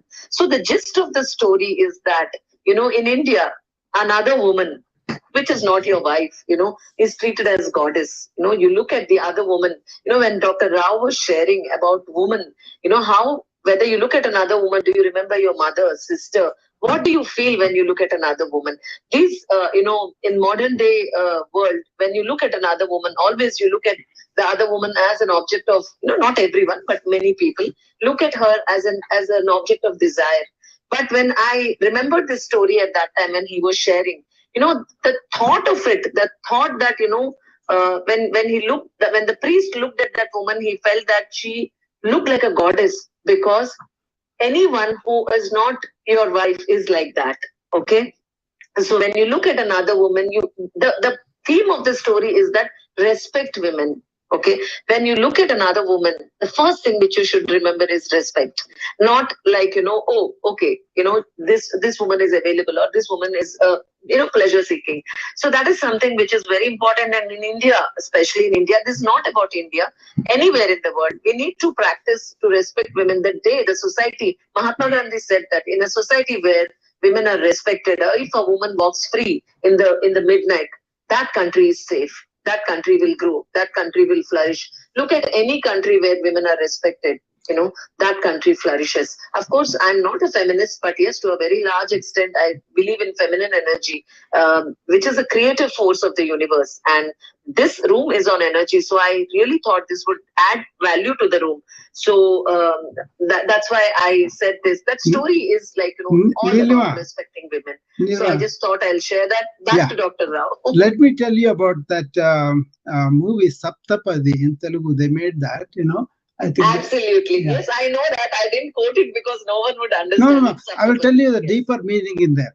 See, that man, he says that Parastrini Talliga Bhavinchina Manishini, that means whoever is not my wife, I consider her as my mother. See, the mother represents the mother goddess. That's why his heart mind is so pure that he doesn't see anybody else with that sex desire. And also there is a deeper thing is, can the sex be in the body, not in the mind? Now, modern times, you cultivate that sexual desire in the mind all the time. And they even tell people and teenagers, oh, it is all in the mind. You got to think about it all the time, then you will have it. So what is happening now? Instead of elevating towards the spiritual eminence that ancient reach, I consider they evoluted. Moderns, in the guise of some external technology and all that, bankrupting inner dimension. So that priest is so pure. Actually, when I saw the movie, I told my wife also, he's a great human being because he is so pure inside. That's why, see what it is, purity means. The sexual objects, if you take the ancient marriage system, combining and all that, they kind of did not allow this animalistic nature to go up at the expense of your nobler spiritual elevation, right? That elevated thoughts are allowed to give in prompt. That's why the rishis, who are the seers, the people who wrote all the things about thinking, feeling, and elevating your thinking, they were given a lot of respect, versus people who are really doing a lot of atrocities on women are not respected in any culture. Even here also, presidential candidates lost their candidacy because they were cheating on their wives, right? So lately it has changed a little bit, but generally family and protecting all of the things will be there.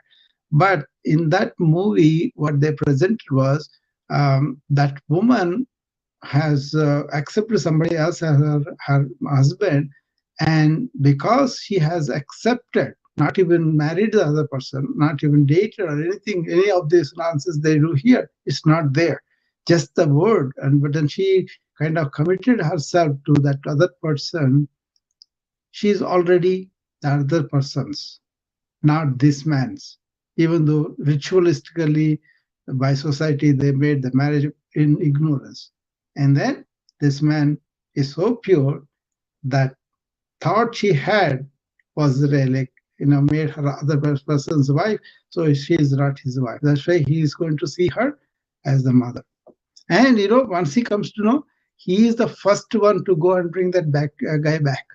He's so courageous, unbelievable. He's so courageous. He goes back and then against everybody's, against the norms of the society, marital rules, and his own selfishness. None of it there. So that's why he's such a great human being. Unselfish, completely free of this kama, krodha, lobha, mada, matsarya. Those are the six things that you should be away from. Oh, anyway, this book, I saw it now, it's come up on my computer. It is called Shakti Rising. Shakti. No, KTI, not TH. TI, Rising. Kavita something, her name. Let me see the title. I was very impressed with her work because she's not like a completely gone into the other end. She's a cardiologist, so she knows what she's talking about. Her name is Kavita M. Her last name is Chinnainan. Chinnaiyan.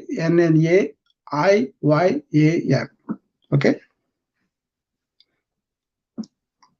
So look for her. Okay, thank you, Dr. Rao. Yeah. That Kavita Chinnainan you said, no? Yeah. I just put it in the chat. Yeah. I just put it in the chat. Yeah. The name is Shakti Rising. It is the book by Kavita Chinnaiyan. Yeah. You can go to Amazon and check it out. I think he has it on Kindle, which means it must be on Amazon as well. Yeah, it is Amazon. It should be. It is available. Yeah. Thank you, Dr. Rao. And that is the gist of the movie, which I wanted to share. Yeah. Because women are, where women are respected, that room, even in Clubhouse, will flourish. Yeah. So I owe that to Michael, because Michael truly respects all women. And it is time to embarrass Michael because I truly feel very comfortable in his company. And this room and this club is because of respect for women, is truly what I feel. Anyone who comes here is respect worthy. Thank you so much, everyone. This is Global Nation, and here we are from different parts of the world, and we share our cultures, and we share our passions, and any subject, which excites us, we talk about it here. And Dr. Rao is here today discussing energy and various aspects of energy with us today, which is on physical, mental, and spiritual at all levels. Yeah, practical and spiritual, all levels. And till now, we've discussed quite a bit about energy, and we've discussed all the 5 elements, how they affect our energy levels, our moods, and how nutrition is important to keep your energy balanced. And we've also discussed on how it's important to have exercise in your life, and how breath plays a very important role in keeping your energy high. And we also discussed on how, how women are energy. We discuss the feminine energy, which the Western world can understand in this form better. But feminine and masculine energy both are present in us, and that is something which is very important. So anyone who loves this club, please join the club. The link is right above my head on the top of the page. You can tap on it and join the club. And there is a website, globalnation.io. You can register yourself, and you can become a member of our website as well. And then you can post your thoughts there. And also, anyone who wants to talk about a certain subject which they're passionate about, you can back channel Michael. Michael has envisioned this club, and he's very passionate about this club. And thanks to him that we are having such lovely people here. And I thank Dr. Rao especially for really holding this room today, because he is a walking, talking library. We have to literally tell Dr. Rao, okay, Dr. Rao, I want to ask a question. If not, he can give us all the knowledge, and it's like Akshay Patra, you call it in India. No matter how much you dip, that knowledge doesn't end. He is a knowledge oak. He's a knowledge oak, is what I feel. And I thank everyone, right from Michael, Renju, who are a part of Global Nation, and Dr. Yang, Madhuvan, Sanju, and Raj. Raj is driving, he cannot talk. Then Inda, Alka, Ilan, Nang, Mary, Eddie, Biplab. Every single person who's present in this room, thank you so much for your valuable contribution. You have left everything and you joined this room only to spend some time learning something which enriches your soul and your body and your mind. And that is wonderful. I really like the fact that I myself feel so enriched. And I suddenly remember my childhood stories. I get very excited when I'm next to Dr. Rao and I start sharing so many things because a certain part of me gets activated. So that is something very nice and exciting for me as well. So next is Sanju. Sanju, please, if you have any questions to Dr. Rao, please ask. No, before Sanju, we can go to him. I want to announce something that I started. It's called Learn by Questioning. It's going to be a weekly room that will happen in my club, Dr. Rao's Be a Pal. That room I will be doing Saturday, 11 o'clock in the morning. All are welcome. Anybody can come. But the thing is, I used to deliver more like a, continuous lectures. People appreciated it too. But then there were questions that were not related to the topic lots of times. And then some rooms I go, they put the host aside and then go with whatever questions they want. And then host will be naturally, they have to manage their whole room and they have their own time limits and all that, right? So that's why I thought I will open this every Saturday for 1 hour, 11 to 12, so that people can come. I'm going to post the topics. Actually, I was supposed to do it today, but then today was going to be introduction. I'm doing that here. That's fine too. I don't really have much difference about the clubs and all. The only thing is my club I can open, I can do at any time. That's why I do that. But I don't mind coming anybody's room also. That doesn't matter, But then sometimes what is happening is the original club and the host and other people are pushed aside, and then everybody wants to find out lots of things. I'm happy to answer them, but then that's not fair to the clubs, whom I come to visit. I just to come to participate and then leave, but then sometimes it becomes too much discussion. So that's why attend to this. This will be done in all platforms. Usually, I open on the Restream with 4 channels and also Wisdom. If anybody has any questions, they can reach me through my club or through my website. My website is beapal.net. You can go there and then you can join my wellness club and whatever we are doing. So at that hour on Saturday, I think I'm going to engage like this. Respond to the questions and thereby they will come with some preparation of what it is, but the topic will be given ahead so that people can understand or contribute. If they have anything they will contribute, that will be fine too. Just to allow people to question and learn from their own questioning and investigate. Okay, instead of listening passively, I think this is a good active learning. Okay, that's all, Arima. So I think what is the time now? 11:41. That's it. We are 1 hour and 41 minutes so far. Okay, another 15 minutes and we will end. Okay. Yes, yes, Dr. Rao. We'll finish with Sanju and then we'll see if anyone is interested. If not, we'll turn off hand raising. Okay. Just Sanju, please go ahead. Okay, sir, you have choose a very topic because the energy, you know, the concept of Shakti means the Shiva Parvati, you know about. They are equally because he is giving an equal rights to everything because the Shiva is and Parvati. You know the situation has happened because you are not discriminating about the feminine and what you call it. I don't know what you dominate man and woman. They are equal rights and they are living to each other. What is the question? And, yeah. Tell me the question. Tell me, sir. What is your question is what he's asking. Oh, yeah. I'm telling about telling of the topic. I don't have any questions. Yeah. Okay. You can, okay, anyone can ask me, okay, and I will ask you, okay? You can ask me. Ask you, Dr. Rao. I mean, we talked about Sanju, that. Thank you for sharing. Thank you for sharing. Yeah. You basically feel that feminine and masculine energies, there's no difference. We all are equal, is what you feel, men and women, right? Yeah. Yeah. Thank you. Neelam, I will take you a little deeper on this subject. Yeah. I will take you a little deeper on subject. This is Samkhya, where consciousness and the nature are said to be different, right?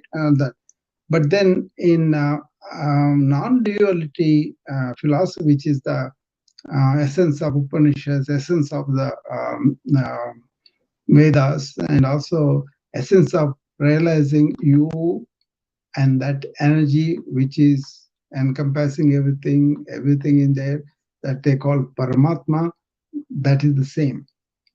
Okay, once you have that, even gender doesn't matter.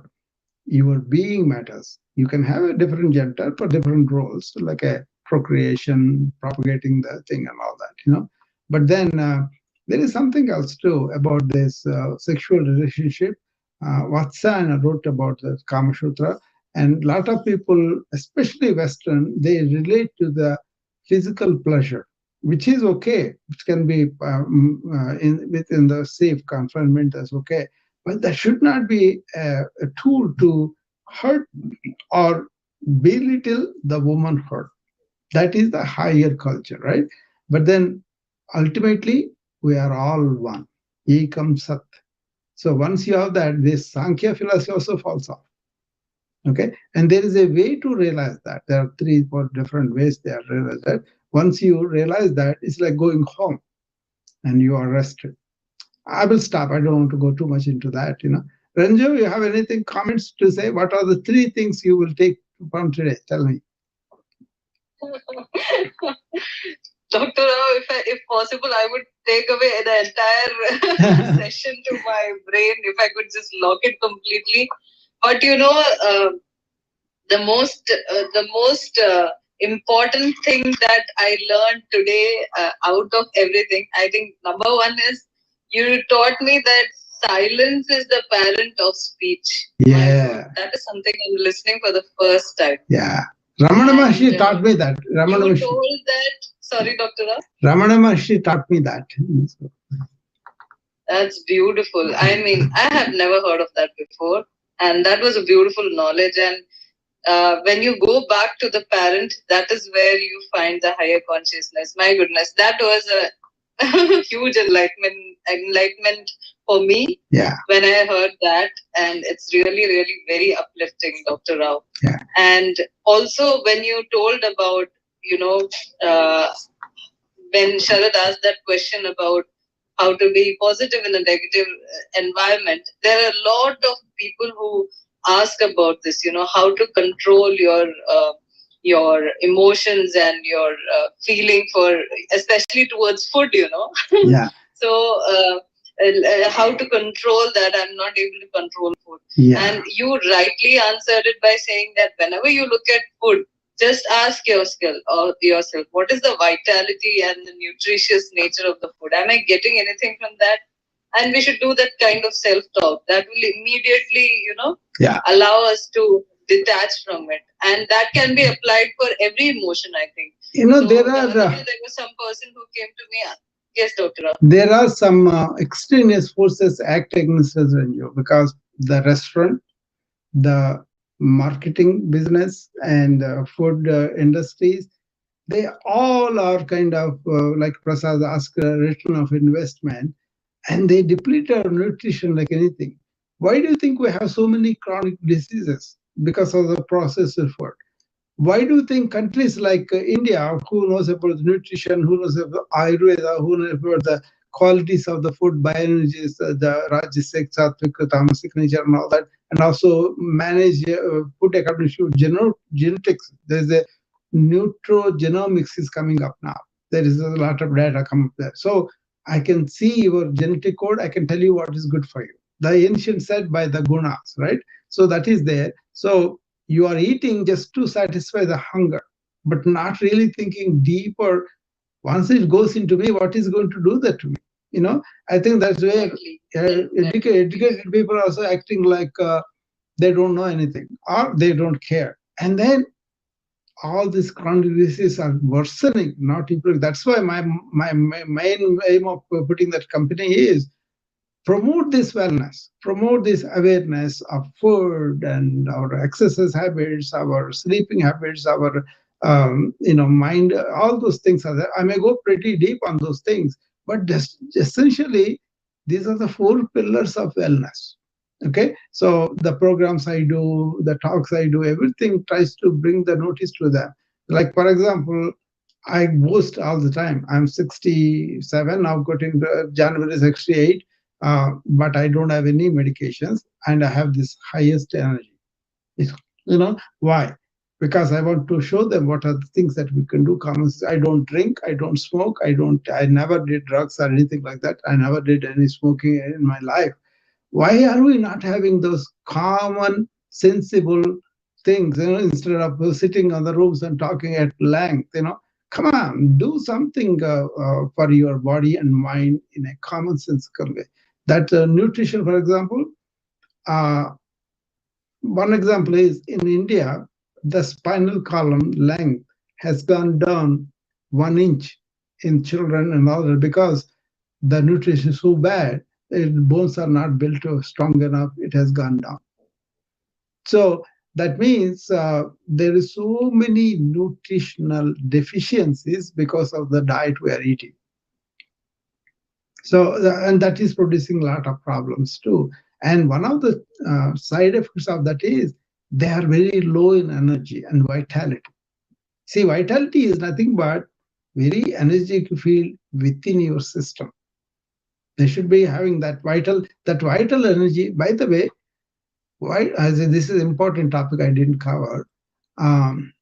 Say if you take a devotee, he realizes self-realization, who he really is, by being in love with the universal creative energy, right?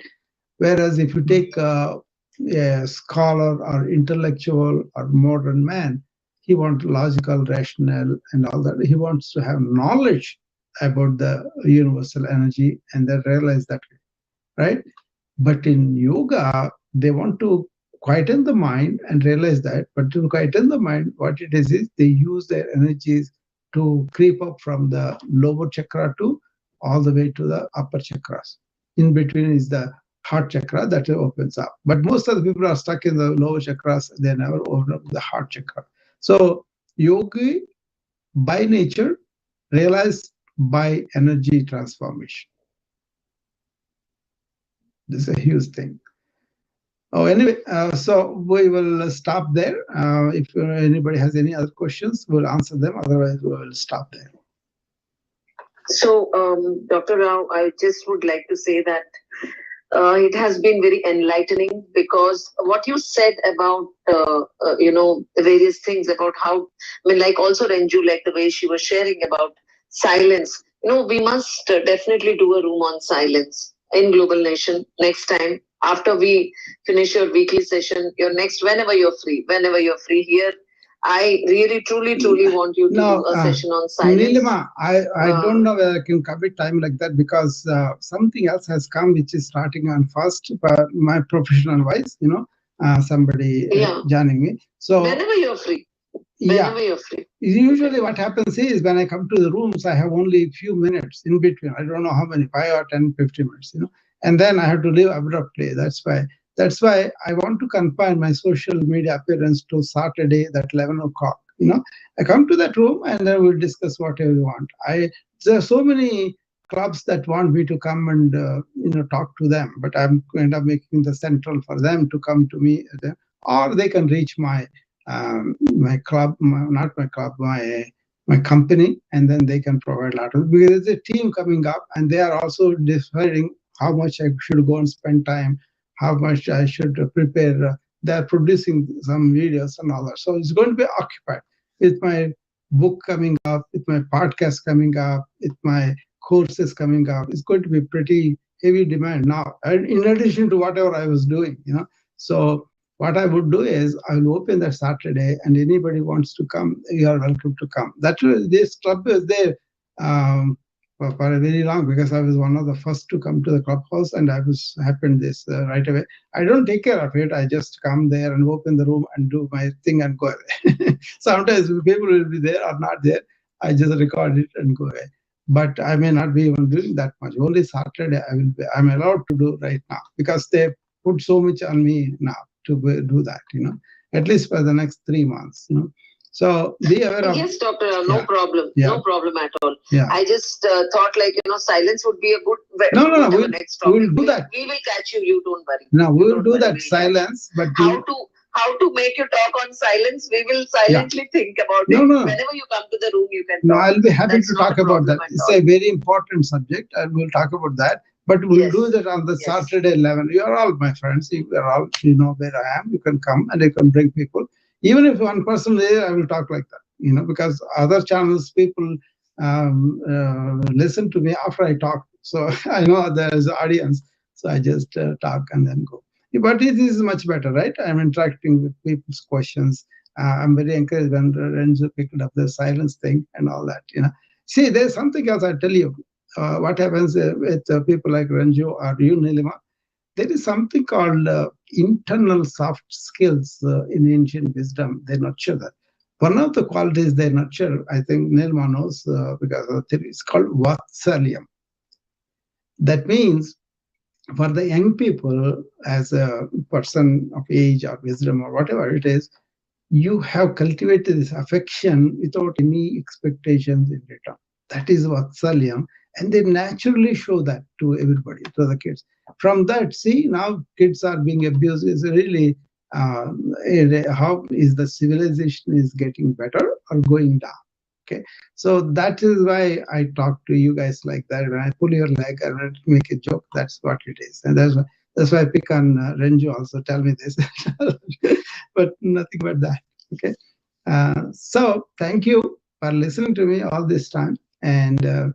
I will see you as my time permits, or you're always welcome to communicate with me. And I had talked to Nilma the other day briefly, but it was nice. Like that, you can always reach me. And also, I was given the chance of opening a house, and that I put like a dogs and burnout, because that is something I do with my physicians because they are burning out like anything. So this room, we will discuss the same topics, but then that is the focus there. So if you want to join that, I don't know how that operates. I don't even know how that operates. I just put the name there and then put that house there. So I have a house now. So that's I have to manage that now. I think maybe Michael will help me. Yes, doctor. Yes, Michael. Yes, I was just going to say, Michael, Dr. Rao has a house now. He's been given a house in Clubhouse. Wow. He needs your help. I'm very excited. I applied for one. It took so long, but I'm so excited that around you have one now. And I always be part of your journey because I'm grateful that you have joined us here. And you share all your knowledge with us. And like me, It's all about quality connections, and you are on one of them. So I just want to say this club will be always your home as well. Sure. Thank you very much. Definitely. I'm one energy, right? So I feel very comfortable with anybody. But you guys, I come there because you're youngsters, but you're trying to do something for the global. That's the word. That is important, right? There's no 100%. Yeah. And I will be there always. Yeah, sure. So no, age is just a number. Yeah. There's nothing like that. You're proving everything wrong. Yeah, I agree. Age is a number, Dr. Rob. Yeah. All right. Anybody else has a question? Last question. Last question can field. I think Tian joined just now. Tian, do you have a question? Tian? Tian, we can't hear you if you're talking. You may have to quickly leave and come back within a second. Tian? I think Tian is here, but I think we can't hear her. Can you hear me now? Yeah, Tian. Yes. Yes. I had just gotten into the room. I hadn't heard as far as energy. So right now, I would have to say I'm having a sense of of feeling overwhelmed. How do you take that energy and transfer it? No, you have to talk about everything we talked about. The overwhelm is because you don't know how to manage the mind, right? Basically, that's all happens to all of us. So we were talking about how to objectify our thoughts, Rayan, and then slow them down, and then go beyond the thought to our awareness. And that itself is a big task, but lots of times people let the thoughts go wherever they want. And there's a science and ancient systems of going beyond the thought into the silent awareness. That is really you. And once you understand that, it's a blissful experience of being a human being. You can listen. Is this recorded? Yes, Dr. Rao. This is recorded. Then she can listen to that. We are about to close. This is 2 hours now, and that's why. I was going to come to your room yesterday because Nilma told me that you were doing something on dating. But then something came up and overwhelmed my time that way. So otherwise, I was going to contribute to you what is happening to the young couple who are not able to date properly or keep it properly. What was going on in there? Some of my insights I was going to share with you. Well, actually, going to be doing the room again. I'm doing a redo. So ping me. I'll put it back. Yeah, ping me at that time. Okay, ping me and I will try to come. Right. Okay. All right. I will thank you, Dr. Brown, for that, and I will be listening to the replay. Yeah. Okay. Because I definitely need. And then I know it was an awesome room because your topics, the way you discuss things, is absolutely amazing, and so I appreciate it. Thank you. Yeah. Thank you all. Then Nilma, shall we close the room now? Yes, I will just do a quick thank you to everyone, and then we'll close the room, Dr. Rao. First, thanks is to you. And we are going to exchange, not exchange, we're going to learn from you a lot in the coming months, years, and I think forever. Thank you so much for being here, and thank you for brightening up this whole room with your energy. Your energy is contagious and your knowledge is limitless. Thank you so much for coming here. And then this is thanking Michael for making